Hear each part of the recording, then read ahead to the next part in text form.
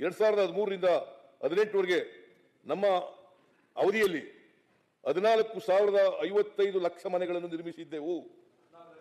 14,55,000 ಮನೆಗಳನ್ನು ನಿರ್ಮಿಸಿದ್ದೆವು.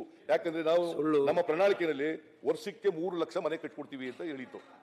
ಅದರಿಂದ 5 ವರ್ಷದಲ್ಲಿ 14,55,000 ಮನೆಗಳನ್ನ ಪೂರ್ಣಗೊಳಿಸಿದ್ದೇವೆ.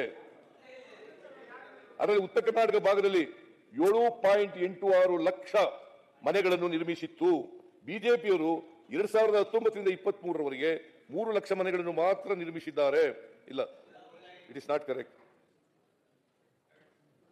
13ರಿಂದ 23ರವರೆಗೆ 5,75,000 ಮನೆಗಳನ್ನು ನಿರ್ಮಾಣ ಮಾಡಿದ್ದಾರೆ.